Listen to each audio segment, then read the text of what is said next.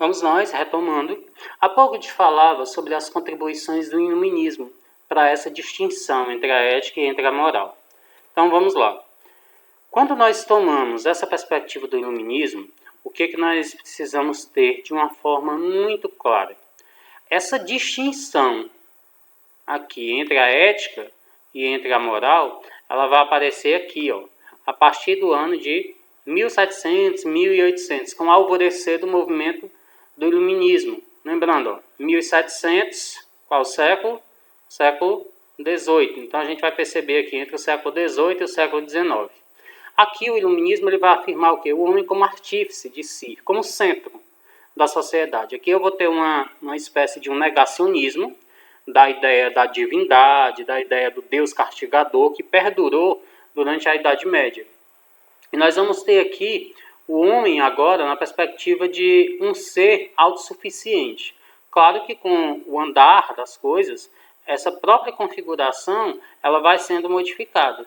O iluminismo, que surge no ano de 1700, na França, na Inglaterra, na Alemanha, ele trouxe a ideia de república, faltou aqui o acento, são algumas das contribuições do iluminismo, trazendo a perspectiva da república, os três poderes, pensado pelo Barão de Montesquieu, e na perspectiva econômica, a própria Revolução Industrial. Então perceba que o iluminismo ele foi um movimento como tido, o movimento das luzes, um movimento transformador daquele contexto.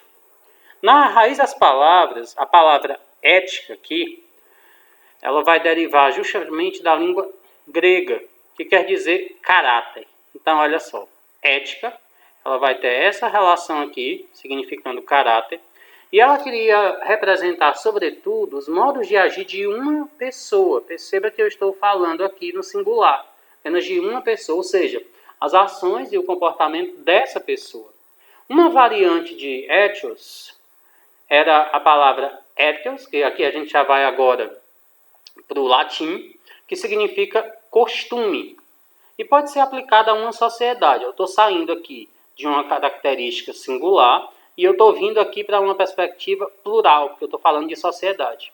Então, o termo latino, que designa ethos e mores, é justamente de onde nós retiramos a palavra moral. Lembrando que as línguas que dão origem ao nosso português é justamente a língua latina e a língua grega. Ainda nessa raiz das palavras, basicamente a ética, vamos compreender aqui, a ética ela é tida como um comportamento individual, porém um comportamento que é refletido de uma pessoa com base num código de ética, código profissional aqui, nós podemos compreender. Ou então de uma conduta que ela deve ter uma aplicabilidade geral, ou seja, o código de ética ele se aplica a todos os profissionais. Digamos, o código de ética do administrador, ele se refere a todos os administradores. O código de ética do médico se refere a todos os médicos. E assim sucessivamente. Então perceba, a ética que ela assume essa postura individual. A moral, por sua vez, ela está relacionada aqui a um costume, aos hábitos de um povo. Estou me referindo agora à sociedade. Estou saindo do singular e estou indo para o plural.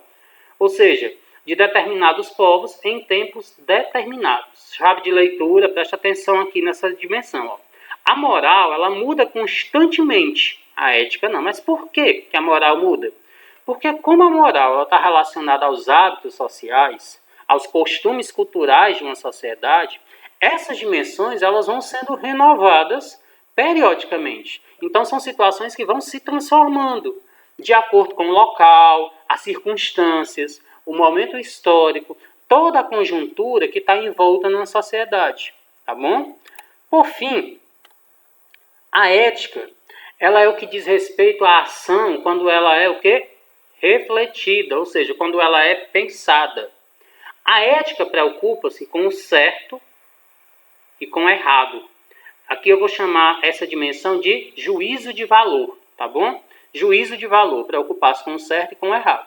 Mas não é um conjunto simples de conduta, como a moral. Porque a moral ela é social, a moral ela é cultural, coletiva. Ela promove um estilo de ação que procura refletir sobre o melhor modo de agir que não abale a vida em sociedade. Claro, não desrespeite a individualidade do outro. Desse modo, eu posso ter um comportamento ético e um comportamento imoral.